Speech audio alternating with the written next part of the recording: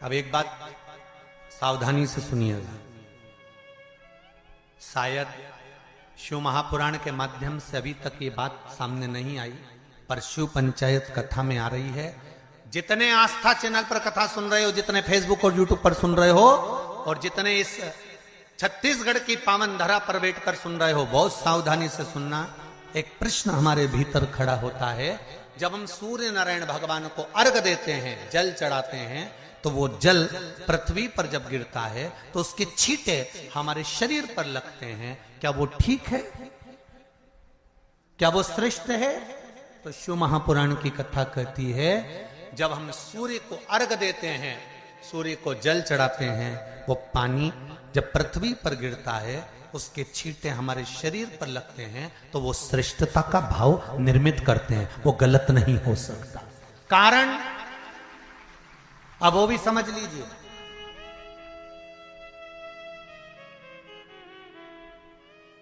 अब सूर्य नारायण भगवान को आप जल चढ़ा रहे हो, तो छींटे नहीं लगे, उसके लिए क्या स्टूल पे चढ़ के चढ़ाओगे कि कुर्सी पे चढ़ के चढ़ाओगे? अरे बोलो तो सही। अब कई लोगों के दिमाग में यह बात भरा गई कि हम भगवान को जल चढ़ाते हैं, वो हमारे शरीर में छींटे लगते हैं, जमीन पे से पानी गिरता है, वो हमारे शरीर को छींटे लगते हैं, भगवान को अच्छा नहीं लगता होगा। कौन ने कहा? पहले तो उसको पकड़ के ला।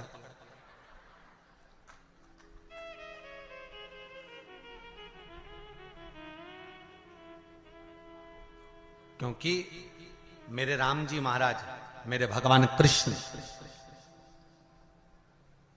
बड़े बड़े संत, साधु, सन्यासी, तपस्वी, साधक, उपासक जितने भी हुए, जिन्होंने सूर्य की आराधना करी, इन्होंने टेबल पे चढ़कर या कुर्सी पे चढ़कर जल नहीं चढ़ाया। इन्होंने पृथ्वी पर खड़े होकर ही, क्योंकि पृथ्वी तत्व के देव हैं शिव।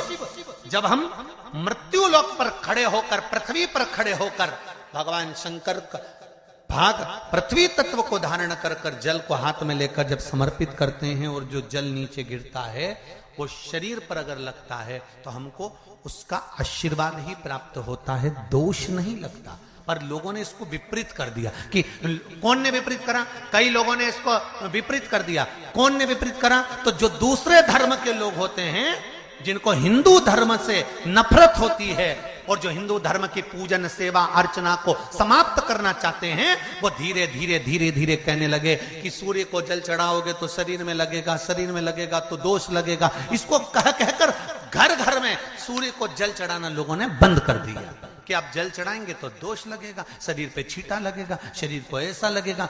ये दोष नहीं है। कितनी सुंदर बात है महाराज। सूर्य नारायण भगवान को जब जल चढ़ाया जाता है, हाथ सिर से 8 इंच की दूरी पर होना चाहिए। जम के बोलिए, सिर से कितना ऊंचा होना चाहिए? 8 इंच ऊपर अपना हाथ होना चाहिए मस्तक से सूर्य को जल चढ़ाते समय। और ना चांदी का, ना स्टील का, ना लोहे का, ना प्लास्टिक का, ना कांच का, ना सोने का कोई बर्तन, ना कांसे का, ना एल्युमिनियम का, ना पीतल का, केवल एक पात्र होना चाहिए, वो है तांबे का। काय का पात्र होना चाहिए? तांबे का पात्र।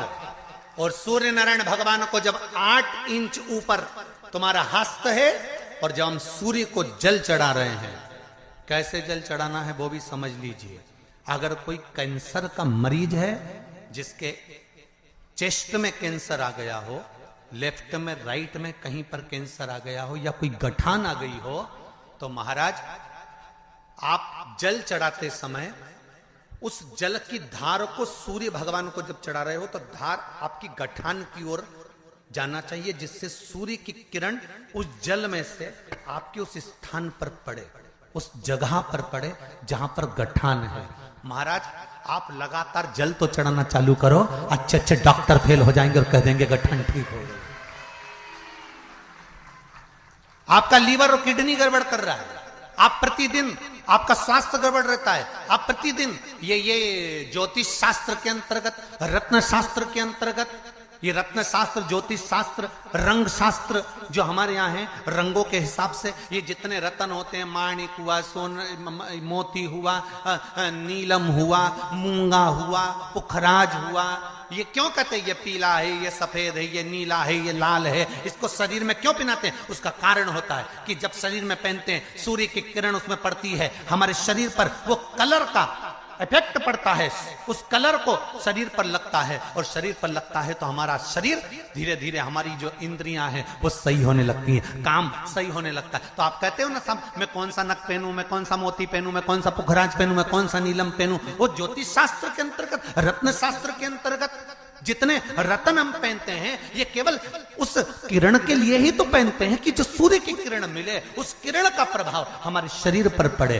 तो इन सबसे अच्छा है कि सुबह शंकर भगवान का नाम लो, तांबा का लोटा में जल भरो, 8 इंच ऊपर सिर से हाथ होना चाहिए, और सूर्य नारायण भगवान का दर्शन साधारण नहीं, जो जल तुम चढ़ा रहे हो, वो जल की जो धार आ रही है उसमें सूर्य का दर्शन होना चाहिए, तो कैंसर की बीमारी कभी नहीं हो सकती।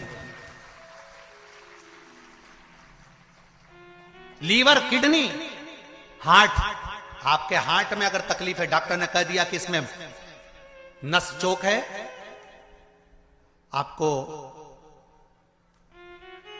कहीं ना कहीं छल्ला डलेगा, आपको कह दिया इसमें कुछ ना कुछ प्रॉब्लम आ रही है, आप सूर्य को अर्घ देना चालू कर दो, सूर्य को जल चढ़ाना चालू कर दीजिए। आप सूर्य को जल चढ़ाओ, वो जल की जो तरंग आ रही है, वो जल जो निकल कर जा रहा है, उसकी जो किरण आपके हृदय पर, आपकी छाती पर पड़ रही है, नाड़ियों में पड़ रही है, नसों में पड़ रही है, उसका बल देखो तो सही।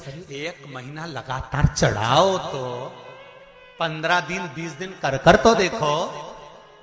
क्यों राम जी महाराज जल चढ़ाते थे, क्यों भगवान कृष्ण जल चढ़ाते थे सूर्य को, क्यों दशरथ जी महाराज जल चढ़ाते थे, क्यों कश्यप ऋषि जल चढ़ाते थे सूर्य को, सारे 33 कोटि देवता, सारे ऋषिवर, साधु संत सन्यासी तपस्वी साधक उपासक सब भगवान सूर्य को अर्घ दिया करते थे। क्यों देते थे, किस लिए?